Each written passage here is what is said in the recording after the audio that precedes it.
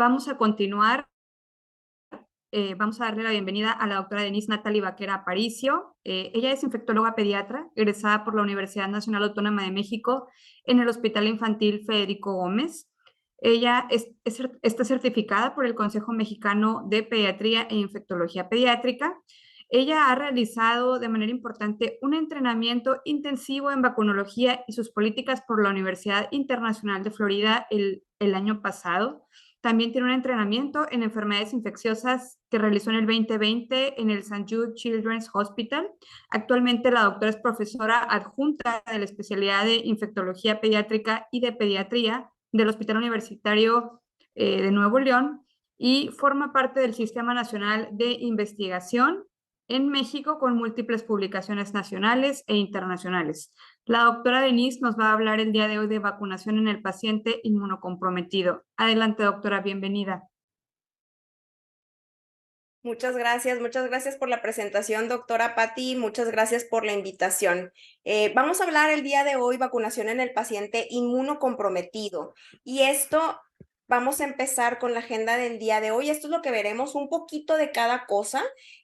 Vamos a hablar únicamente generalidades porque el objetivo de esta presentación es darle las perlas para saber cómo vacunar a un paciente con diferentes situaciones especiales. Entonces vamos a comenzar con las inmunodeficiencias divididas en primarias o secundarias. Las primarias ya conocemos que es cualquier defecto de células B, T, enfermedad granulomatosa crónica o de adhesión leucocitaria, deficiencia de complemento. Esas son las primarias. Las secundarias son secundarias precisamente a alguna enfermedad como VIH o también algún medicamento como las quimioterapias, como los corticosteroides, etcétera. La asplenia también es una situación en donde corresponde cierto tipo de inmunodeficiencia. Entonces vamos a empezar a hablar de las inmunodeficiencias primarias. Están divididas en estos 4 rubros que ya les comenté. Hablando de la inmunodeficiencia o defectos de células B, van a estar contraindicadas las vacunas de bacterias vivas. Nada más las vacunas de bacterias vivas, que por ejemplo es BCG, la OPV que en México ya no se pone, Salmonella typhi, etcétera. Pero las vacunas, los defectos de células T y también enfermedad granulomatosa crónica y defectos de adhesión leucocitaria van a estar contraindicadas tanto las bacterianas vivas como en las de células B, pero también aquí la de virus vivos. Entonces, en estas dos están contraindicadas todas las vacunas que son vivas, tanto bacterianas como virales. Hablando de deficiencia de complemento, no hay contraindicación de vacunas, pero sí hay una recomendación, que esto es vacunar contra meningococo y neumococo, precisamente por el defecto en la opsonización de gérmenes encapsulados. Ahora, hablando de inmunodeficiencias secundarias, vamos a iniciar con las asplenias, con asplenia funcional y anatómica. Vamos a recordar que en este tipo de situación, ya sea funcional o anatómica, tenemos que vacunar al paciente contra 3 microorganismos. Es la vacuna de meningococo, la vacuna de neumococo y la vacuna de Haemophilus influenza tipo B. Cuando es electiva, lo ideal es vacunar o completar el esquema 14 días previos a la cirugía, pero cuando es una urgencia tenemos que vacunar en el momento posquirúrgico, se tiene que ir vacunado ese paciente. Y lo que comentaba la doctora Almudena de la vacuna de polisacáridos de neumococo, se recomienda aún cada 5 años. ¿Cómo vamos a administrar las vacunas para asplenia funcional y anatómica? La de meningococo van a ser 2 dosis independientemente de la edad, porque meningococo usualmente antes de los 2 años de edad se pone una dosis, pero en este caso son 2 dosis separadas por 2 meses entre una y otra dosis. La polisacárida, como les comentaba, sin cada 5 años administrar una dosis. La de neumococo 13 valente ya nada más sería una dosis cuando el paciente ya es mayor de 1 año, administrar una sola dosis, y Haemophilus influenza, una sola dosis para niños mayores de 5 años, y cuando son menores de 18 meses, dar las dosis habituales. Estaba hablando, perdón, meningococo, son 2 dosis, y neumococo son las que le sigue con la conjugada seguida de polisacárida a las 8 semanas. Es muy importante recordar que meningococo y neumococo, estas dos vacunas se tienen que administrar con una separación de 4 semanas. No podemos administrarlas el mismo día. Entonces, estas son las 3 vacunas en asplenia funcional y anatómica. Es importante recalcar que también aquí en este rubro va la anemia de células falciformes. Entonces, estas mismas vacunas se tienen que poner en anemia de células falciformes y está altamente recomendable poner meningococo B, sin embargo, en nuestro país prácticamente no hay. Y también en anticuerpos monoclonales, este mismo esquema como eculizumab y ravulizumab, que son anticuerpos monoclonales que existen en Estados Unidos y aquí en nuestro país no, pero también se recomienda este mismo esquema para asplenia. Ahora, hablando de las vacunas usando corticosteroides. Los corticosteroides tienen una dosis en donde ya no se va a poder administrar vacunas vivas.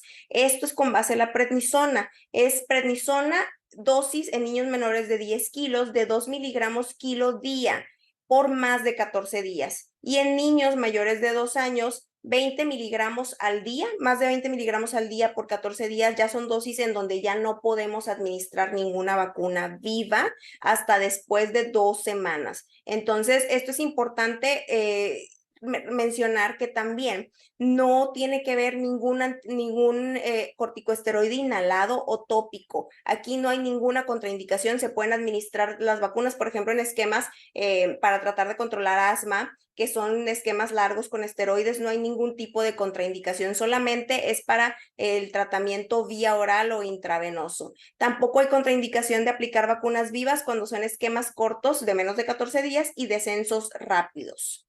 Ahora vamos a hablar de los niños que viven con VIH.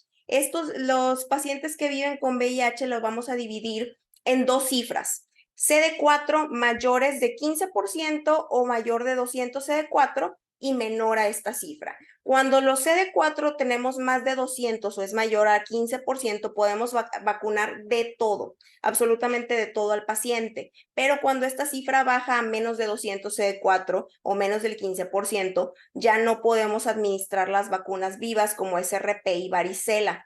Todas las inactivadas sí, pero para las vivas hasta que la cuenta celular mejore. Ahora, la única vacuna que sí podemos administrar que es viva es la de rotavirus. Esta no tiene contraindicación en niños que viven con VIH, las podemos aplicar con seguridad. Entonces, esta cifra nos tenemos que acordar, mayor de 15% o mayor de 200 CD4. Hablando de las vacunas en pacientes con enfermedades reumatológicas, que ahora cada vez lo vemos mucho más, vamos a ver esta imagen. Aquí es un artículo muy padre del American College of Rheumatology que le subrayé precisamente los medicamentos que más frecuentemente se usan en reumatología, como el metrotexate. Cuando tenemos que un paciente utiliza metrotexate, micofenolato, ciclofosfamida, para aplicar una vacuna viva tenemos que esperar 4 semanas. Cuando usan rituximab, tenemos que esperar 6 meses para aplicar una vacuna viva. Ahora, en la parte de abajo, como último rubro, la inmunoglobulina, que también se utiliza mucho, va a depender de la dosis administrada. Por ejemplo, la dosis de enfermedad de Kawasaki es de 2 gramos por kilo y aquí se recomiendan 11 meses para administrar la primera vacuna viva. Entonces, si por ejemplo tenemos otro caso que usó gamma globulina, una PTI que la dosis es menor, se puede dar hasta 8 meses después la primera vacuna viva. Esto va a depender, va en función de la dosis de la inmunoglobulina, el tiempo que vamos a esperar para la primera vacuna viva atenuada. Para las inactivadas, que está en el otro lado, no hay cambio, se pueden administrar cualquier vacuna inactivada. Únicamente la recomendación con metrotexate para vacuna de influenza es esperar 2 meses después de la administración 2 semanas después de la administración de metrotexate para vacunar contra influenza. Con rituximab y cualquier otro medicamento no hay ninguna indicación de esperar. Todas las vacunas inactivadas se pueden administrar. Y un dato importante que está en este artículo que les recomiendo mucho para que se utilice como para búsqueda cuando tengamos este tipo de pacientes, porque es difícil a veces acordarnos de cada medicamento y cuántas semanas tenemos que esperar. Este es un buen artículo para revisión. También viene cuando una persona, una madre, recibió embarazada algún anticuerpo monoclonal, por ejemplo, rituximab, y si administramos o no la vacuna contra rotavirus en el lactante. Entonces, por ejemplo, con rituximab no se recomienda administrar los primeros 6 meses de vida al lactante la vacuna. Entonces, este es un artículo que podemos tomar en cuenta para todos este tipo de datos. Vacuna BCG no se menciona porque pues no se pone en Estados Unidos, entonces la recomendación también es esperar. Vacunas en pacientes con cáncer. Los pacientes con cáncer son todo un mundo aparte. Tenemos que evaluar al paciente desde el tipo de tumor, qué quimioterapia tiene, si tiene anticuerpos monoclonales, en qué fase de la quimioterapia está y si es trasplantado o se va a trasplantar de células progenitoras hematopoyéticas. La eficacia y la seguridad de las vacunas va en relación con el estatus inmunológico del paciente. Es el momento ideal para la vacunación en el paciente con cáncer es antes de la quimioterapia, cosa que hematólogos y oncólogos me han dicho que eso es prácticamente imposible porque es una urgencia iniciar la quimioterapia. En el mundo ideal tenemos que administrar 2 semanas antes de inicio de quimioterapia todas las vacunas inactivadas y 4 semanas antes de la quimioterapia todas las vacunas vivas. Pero ¿cómo lo vamos a dividir cuando ya el paciente está en quimioterapia? Las vacunas que se recomiendan durante la quimioterapia, las vacunas que se recomiendan posterior a la quimioterapia y las vacunas que no se recomiendan con la quimioterapia. Entonces, ¿por qué tenemos que dividirlo así? Porque tenemos que saber que hay menor capacidad de respuesta vacunal. De hecho, cuando un paciente se vacuna, cuando está con quimioterapia, esa dosis no se toma en cuenta. Esa dosis se va a tener que repetir en el futuro. Las vacunas que sí han mostrado mayor beneficio son influenza y hepatitis B. Ahora, este cuadro que les muestro lo divide en precisamente durante cuáles sí se pueden vacunar, cuáles no nos podemos vacunar durante la quimioterapia, y la que sí se debe de vacunar siempre con la campaña anual es la vacuna contra influenza. Todos, independientemente de la fase que esté un niño, por ejemplo, con leucemia, se vacuna contra influenza, la vacuna inactivada. La viva no se puede administrar. Y para valorar, en este cuadro de valoración, siempre tenemos que tomar en cuenta la situación epidemiológica para poder saber si recomendamos, si vale el riesgo-beneficio de aplicar la vacuna. Son todas las vacunas inactivadas, hexavalente, neumococo, hepatitis A, meningococo. Tenemos que valorarla dependiendo de la situación epidemiológica que se encuentra el paciente. Contraindicación absoluta, todas las vivas para niños con cáncer durante la quimioterapia, y una contraindicación relativa es RP y varicela, porque también va a depender de la situación epidemiológica y la fase en la que se encuentre el paciente, pero no están recomendadas de manera rutinaria. Ahora, la vacuna recomendada es la de influenza, es la única en cualquier fase, tiene un 30-80% menor respuesta que en los niños sanos, sin embargo, un 30% es mejor que nada. Y no hay beneficios no hay beneficios reportados en dosis más altas con esta vacuna. Ahora, hablando de las vacunas contraindicadas, todas las vivas, SRP, que ya no se pone OPV, varicela, BCG, no se pueden poner mientras tenemos quimioterapia. Y siempre tenemos que administrar posterior, ahora hablando del momento posterior a la quimioterapia, un catch-up de vacunas. Esto para todas las vacunas del esquema, aunque ya las haya completado, se tiene que dar una dosis de refuerzo a todos los pacientes. Y esto es lo que nos está faltando muchas veces, el poder revacunar a los niños con una sola dosis. Si el paciente no había completado el esquema previo a la quimioterapia, entonces sí hacemos su esquema completo. Sin embargo, para aquellos que tienen todas las dosis completas es una dosis de refuerzo, y es por esta situación. Estos son diferentes estudios en donde vemos que con el paso del tiempo posterior a la quimioterapia se reducen los títulos de anticuerpos o el porcentaje de protección de los pacientes. Entonces, es por eso que tenemos que revacunar a todos los niños posterior a la quimioterapia. Los conceptos fundamentales es la única vacuna que se administra es influenza. La etapa de remisión ya podemos iniciar la aplicación de vacunas inactivadas. Para ya que termine, ya al finalizar la quimioterapia de 3 a 6 meses, podemos empezar con las inactivadas, y 6 meses en adelante todas las vacunas vivas. Hablando de las vacunas post-trasplante, este es totalmente diferente a las vacunas en quimioterapia y uno querría pensar que es muy parecido, pero no. La inmunosupresión de un trasplante, especialmente de células progenitoras, es severa. Entonces, por eso las vacunas no prácticamente vamos a dejar al paciente sin anticuerpos por mucho tiempo. Ahora, hablando de trasplante de órgano sólido, que son los trasplantes en donde generalmente se encuentran en lista de espera los pacientes, podemos administrar las dosis. De hecho, eso se tiene que hacer. Previo al trasplante tenemos que completar los esquemas de los pacientes para cuando se trasplanten estén completos. Cuando no se logra trasplantar, no se logra vacunar al paciente completamente antes del trasplante de órgano sólido, ya las vacunas vivas las podemos empezar a poner después de 12 meses post trasplante de órgano sólido. Hablando de las vacunas de células progenitoras, las vacunas, la aplasia pues obviamente severa. Después de 6 meses post trasplante podemos empezar a aplicar influenza y de 12 a los 12 meses, generalmente de 6 a 12 meses las inactivadas y de 12 a 24 meses la de virus vivos. Esto es lo que les comentaba, 6 meses prácticamente influenza, todas las inactivadas las podemos ir administrando. Diferentes revisiones dejan a la vacuna de VPH entre los 9 y 12 meses posterior al trasplante de células progenitoras y de entre los 2 y los 24 meses SRP y varicela.